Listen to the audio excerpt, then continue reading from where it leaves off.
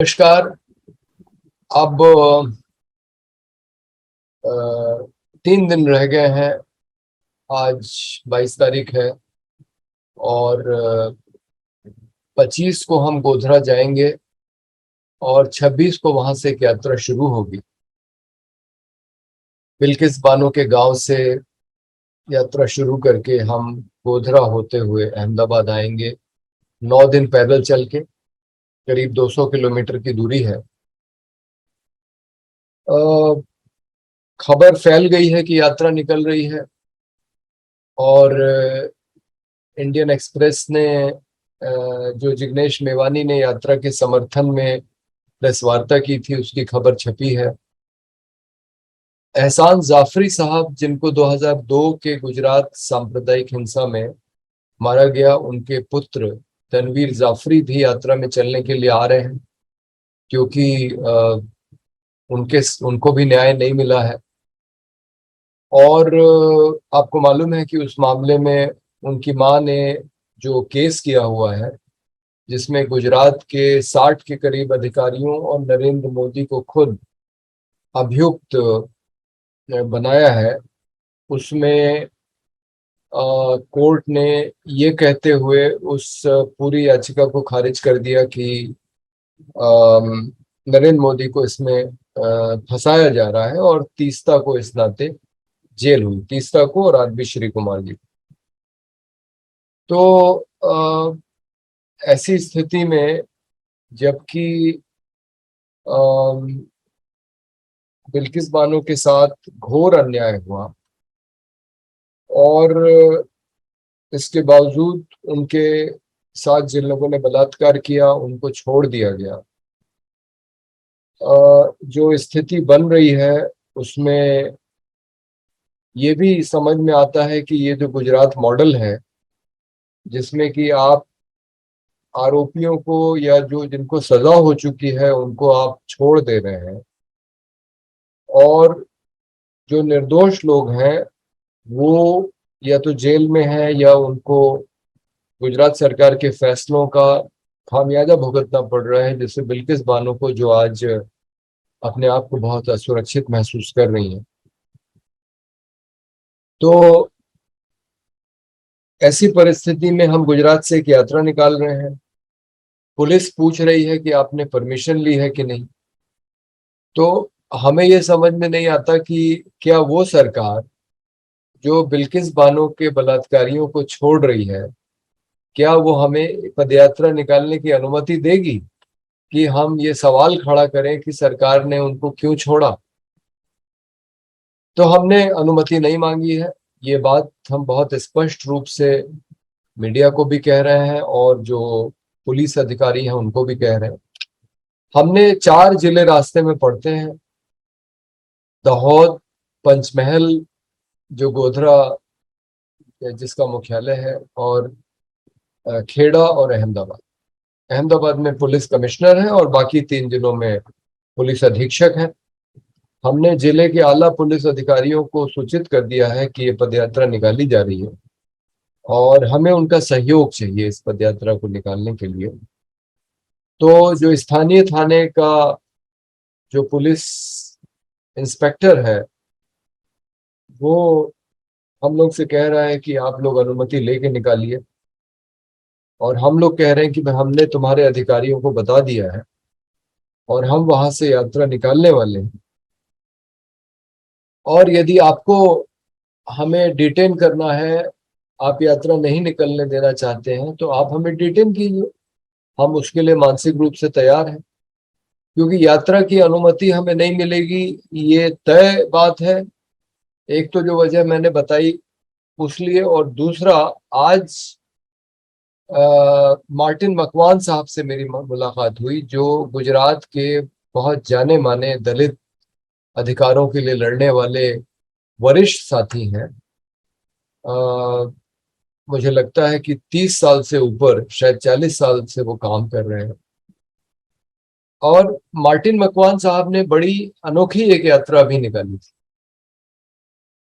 उन्होंने 1-1 रुपया चंदा इकट्ठा किया था पूरे गुजरात से, और शायद 21 लाख रुपए इकट्ठा हुए थे, यानी 21 लाख सिक्के होंगे, जो 3 ट्रकों में भर के, और उन्होंने कुछ क्विंटल पुराने बर्तन इकट्ठा करके पिघला के और एक बड़ा सिक्का बनाया था, जिसमें एक तरफ डॉक्टर बी आर अम्बेडकर का चेहरा था, दूसरी तरफ गौतम बुद्ध का। और ये पूछा गया था कि भारतीय संविधान में जो छुआछूत को खत्म करने का वायदा किया गया था, उसको सरकार कब खत्म करने वाली है। अभी आपको मालूम है, राजस्थान में घटना हुई है, इंद्र मेघवाल नाम के 9 साल के बच्चे ने जब अपने शिक्षक के घड़े से पानी पी लिया, जो सवर्ण था, तो उस शिक्षक ने उस दलित छात्र की इतनी पिटाई की कि वो कुछ दिनों के बाद मर गया। तो दलित मकवान साहब ने वो एक बड़ा सिक्का बनाया, जो वो चाहते थे कि जो नई संसद बन रही है उसमें रखा जाए, और 21 लाख रुपए का वो चंदा भारत सरकार को देने वाले थे, ताकि उसका उपयोग हो सके भारत के संसद के निर्माण। और ऐसी एक परंपरा है गुजरात के अंदर कि वो एक सिक्का रखा जाता है जब भी घर बनते हैं, और खास करके दलित समुदाय में ये परंपरा है। तो उसके मुताबिक वो सिक्के सरकार को दिए जाने वाले थे और एक सिक्का वहां पे रखा जाने वाला था। वो यात्रा गुजरात से शुरू हुई, लेकिन मुख्य बात यह है कि उस यात्रा की अनुमति गुजरात सरकार ने नहीं दी थी। उन्होंने बल्कि अनुमति को अस्वीकृत कर दिया था। जब अनुमति मांगी गई थी यात्रा निकालने की, अनुमति अस्वीकृत कर दी गई, यात्रा निकली। मार्टिन मकवान साहब ने कह दिया कि भाई हम तो निकालेंगे, अगर आपको हमें गिरफ्तार करना है तो करिए। लेकिन संख्या इतनी ज्यादा थी लोगों की, 3 तो ट्रक थे और कुछ बसें थी और कुछ छोटे वाहन भी थे, कुल मिला के 300-350 लोग थे। वो यात्रा गुजरात से शुरू हुई और राजस्थान में उसका भव्य स्वागत किया दलितों ने। सड़क के किनारे खड़े होकर बड़ी संख्या में वो आए निकल के। लेकिन यात्रा जब हरियाणा पहुंची, तो हरियाणा की सीमा पे हरियाणा की पुलिस ने यात्रा को रोक लिया और वहां से आगे नहीं बढ़नी थी। तो ऐसी यात्रा जो सरकार के किसी काम पे सवाल भी नहीं उठा रही थी, सरकार का विरोध नहीं कर रही थी, बल्कि सरकार का सहयोग करना चाहती थी, 21 लाख रुपए देना चाहती थी, और डॉक्टर अंबेडकर और गौतम बुद्ध के चेहरों का एक सिक्का वहां संसद में लगाना चाहती थी, और संवैधानिक बात कर रही थी कि भारत के संविधान में छुआछूत को खत्म करने की बात है, तो वो वो कितने समय में होगा, सिर्फ ये सवाल पूछ रही थी। तो उस यात्रा को हरियाणा के आगे नहीं बढ़ने दिया गया। तो जब इस तरह की यात्रा, जो मैं कहूंगा कि एक रचनात्मक यात्रा थी, सरकार के सहयोग के लिए निकाली गई यात्रा थी, जब उसको अनुमति नहीं मिली, तो आप सोचिए कि बिल्किस बानो के फैसले में जो जो सरकार ने जो फैसला लिया है, जो अपराधी हैं उनके हित में, और हम उसी बात पे सवाल खड़ा कर रहे हैं गुजरात सरकार के निर्णय पे, तो क्या हमारी पदयात्रा को अनुमति मिलेगी?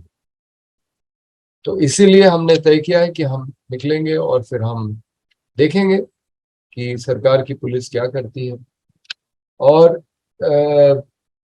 सवाल इतना महत्वपूर्ण है कि हमारे नैतिक मूल्य क्या हैं। ये तो वो लोग हैं, जो 11 लोग छोड़े गए हैं, जिनका ताल्लुक कहीं ना कहीं राष्ट्रीय स्वयंसेवक संघ या भारतीय जनता पार्टी से है, इसीलिए छोड़े गए हैं। और राष्ट्रीय स्वयंसेवक संघ भारतीय संस्कृति की बात करती है, मूल्यों की बात करती है। तो हम ये सवाल पूछना चाहेंगे कि क्या आप इसी तरह के संस्कारों की बात करते हैं, जो लोगों की हत्या करें, बलात्कार करें, और उसके बाद भी आप उन इस घटना की भर्त्सना न करके उनको आप संस्कारी ब्राह्मण बताते हैं, जिन्होंने बलात्कार किया, जिन्होंने हत्या की।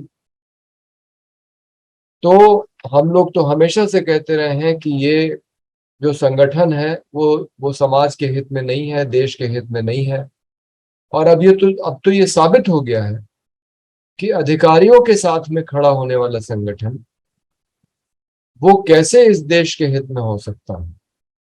वो तो अपराधियों का ही साथ देगा, अपराध को ही बढ़ावा देगा।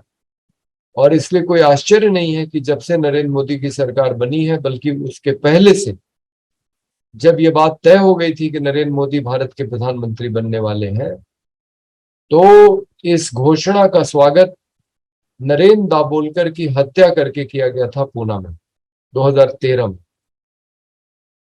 उसके बाद 4 तो बुद्धिजीवियों की हत्या हो चुकी है, मतलब दाभोलकर को मिला के, गोविंद पंसारे, MM कलबुर्गी और गौरी लंकेश, जिनको दिन दहाड़े मारा गया, क्योंकि वो जिस विचारधारा को मानते थे वो राष्ट्रीय स्वयंसेवक संघ की विचारधारा के अनुकूल नहीं है, बल्कि उसके प्रतिकूल, उसका विरोध करने वाले। कई सारे ऐसे मुसलमानों को पीट पीट के मार डाला गया या गंभीर रूप से घायल किया गया, जो किसी गाय को यहां से वहां ले जा रहे थे, खरीद के ले जा रहे होंगे, किसी और मकसद से ले जा रहे होंगे, लेकिन ये माना गया कि वो गाय को कटवाने के लिए ले जा रहे हैं, इसलिए उनके साथ मारपीट की गई भयंकर। और दलितों के साथ भी यही हुआ। ऊना की घटना तो अब सब लोग उससे वाकिफ हैं कि 4 दलित जब मरी हुई गाय की चमड़ी उतार रहे हैं, जो उनका पारंपरिक पेशा है, तो उनके ऊपर गौ हत्या का आरोप लगा के उनको सार्वजनिक रूप से उनकी पिटाई की गई। उसका वीडियो मारने वालों ने वायरल किया अपनी बहादुरी दिखाने के लिए। और उसके बाद एक यात्रा निकली थी जिसका नेतृत्व जिग्नेश मेवानी ने किया था, जो ऐतिहासिक यात्रा सिद्ध हुई, क्योंकि उसके बाद आनंदीबेन पटेल की सरकार चली गई। तो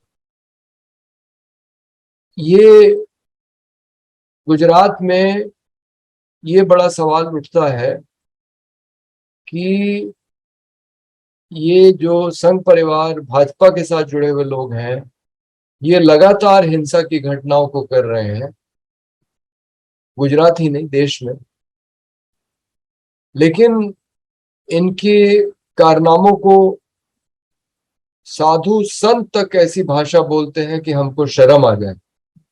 मतलब साधु संत का मतलब होता है कि कोई ज्ञानी व्यक्ति, कोई बहुत पहुंचा हुआ, ईश्वर के करीब पहुंच गया है, ऐसा कोई व्यक्ति। जो लोग ईश्वर को मानते हैं, मैं तो मानता नहीं, लेकिन ऐसे लोग जो भगवा कपड़े पहने हैं, तथाकथित साधु हैं, और घटिया भाषा का इस्तेमाल करते हैं, मुसलमानों के खिलाफ जहर उगलते हैं। अरे भाई, अगर तुम भगवान को मानते हो और तुम ये मानते हो कि भगवान ने ही तुम्हारे सबको बनाया है, तो भगवान ने ही तो उस मुसलमान को भी बनाया है जिसने तुमको बनाया है। तो तुम उसके खिलाफ क्यों जहर उगलते हो? क्योंकि वो भी तुम्हारे भगवान की ही कृति है। लेकिन वो ऐसा नहीं मानते हैं, वो तो भगवान को ही नहीं मानते, इससे सिद्ध हो जाता है। वो तो हिंदू और मुसलमान के बीच भेद को मानते हैं और भेद को बढ़ाना चाहते हैं, धर्म के नाम पे राजनीति कर रहे हैं। तो ये सब जो हिंदुस्तान के अंदर होने लगा है, धर्म और जाति देख के ये तय होता है कि कोई व्यक्ति जेल जाएगा या जेल के बाहर रहेगा। धर्म और जाति देख के जिनके खिलाफ झूठे झूठे मुकदमे किए जाते हैं, ताकि आपको चुनाव में ज्यादा वोट मिल सके। ये जो राजनीति देश के अंदर शुरू हो गई है और हिंसा की तमाम घटनाएं होने लगी हैं, क्या यही भारतीय संस्कृति है जिसकी बात RSS करती है? क्या यही वो मूल्य है, लोगों को गाली देना, मारना, अपमानित करना, यही वो मूल्य है जिसकी बात राष्ट्रीय स्वयंसेवक संघ करती है? अगर यही वो मूल्य है, अगर वो इसी भारतीय संस्कृति की बात कर रही है जिसमें संस्कारित लोग बलात्कार करते हो, हत्या करते हो, तो आप समझ लीजिए कि किस तरह के भारत का और किस तरह के हिंदू राष्ट्र का निर्माण होने वाला है। बस इतनी ही बात कह के मैं आज अपनी वाणी को विराम दूंगा। धन्यवाद।